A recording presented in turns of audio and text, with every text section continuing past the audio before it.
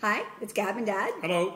Back with another film review, this time of a significant picture that had a lot of great advance buzz coming out of film festivals, including the Toronto International Film Festival recently. We didn't get to see it there, but it's just opened and we've just gotten to see Argo. Dad, what's Argo about? Argo is based on a true story, or is a recreation of a true story. The older members of our viewing audience will remember that in 1979 in Tehran, the American embassy was stormed and occupied. A number of diplomats, I think 50 or 60, were held hostage for a long time.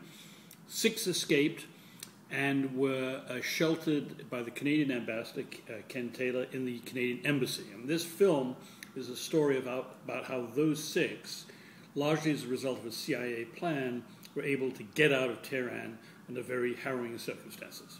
And that plan being a false movie production, a film called Argo. It's supposed to be a sci-fi film. That's and the right. plan is that this is all set up, all false, but the idea being that the exfiltration expert, played by Ben Affleck, will go and retrieve these 6 under the guise of their film crew scouting locations. And so you've got the political side of the story, but there's also the Hollywood side of the story. Which is funny. Which I really enjoyed the Hollywood side of it. One of the things about this film is, even though it's it makes you very tense, and a little bit more about that in a minute, there's also some good comedic moments in it. Yeah, mostly in the Hollywood. Mostly thanks to the Hollywood. You've got John Goodman and Alan Arkin as Hollywood players, and those of us who enjoy the Hollywood scene, there's definitely some sort of funny touches there. And also a really great, I think, recreation of the era. It's 1980 when the story is mostly set. Correct. And so the music, the fashions, you've got cars, all of that vibe going on. Yeah, yeah. The phones, right. So there's a lot going on, and yet it's a very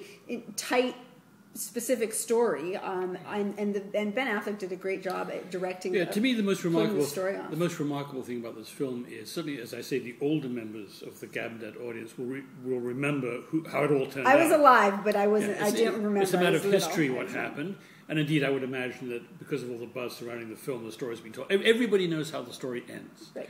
But that doesn't detract for one bit about the tremendous tension that Affleck manages to create. You're literally on the edge of your seat. Particularly at the end. It's gripping, it's terrifying, even though we know what the ending is. Yeah, which is great kudos to the filmmaker to be able to pull that off. It's a great piece of filmmaking, quite apart from anything else. Yeah, there were a lot of moving pieces, and the way that it was all put together, the great pace to it. Excellent pace. Jump right into the story, and you're constantly, even though when it's cutting back to the Hollywood bit, you're constantly very involved as to what the next piece of the puzzle is going to be. What about the performances?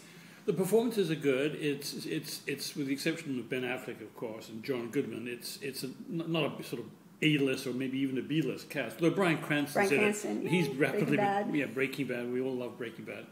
But the acting is excellent. Ben Affleck is good in the role. I mean, he's sort of a bit of a one-note Johnny in a sense, but that's the role. Is that a saying, one-note Johnny? I think it is. Okay. But the role calls for that. He plays the very calm, steady, stoic person, which of course was necessary. I mean, his character was that. Sure, but then they cut to him in his hotel room, drinking, and so that sort of suggests that he has some he's good. angst going on. Yeah, and there's a sort of slightly tearful scene at the end when he reconciles with his estranged wife. But that doesn't matter really. It's not really, I was going to say it's not an emotional story. I mean, in terms of your investment in the characters and what they're going through internally, if maybe this is my one critique, I didn't feel... I felt the emotional angst and pull of the story of what was happening, but not so much on a personal level with any of the characters. Well, there's a lot of characters in it. I mean, there's 6 hostages who are escaped thanks to the CIA in Canada, by the way. We're Canadian, by the way, for our viewers who don't know that, but we hold no biases to it. Yeah, and I mean, we had some investment in those 6 characters, but not a lot. But it was more. It was the story. It wasn't. Yeah, it's the nuts and bolts of the story, and you can't help but imagine, what if I was in that situation, or oh my God, lived even, as you said, living in a country like that, visiting a country like that under those circumstances. You can't help but the film really does put you in that mindset of, oh my God, how would I feel? What would I do? All I can say very evocative. All I can say is, and perhaps you remember this, is that should I ever become trapped in a country that I don't want to be trapped in, please send Ben Affleck to get me out. Oh, really? Not a female. I thought please send some female. No. I think Uma Thurman. Well, it would be high. Uma Thurman. He's reconsidering.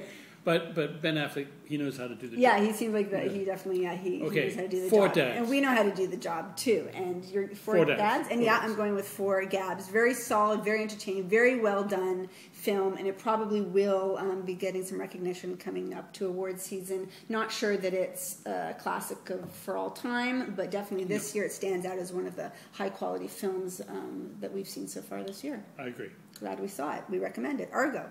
There you go.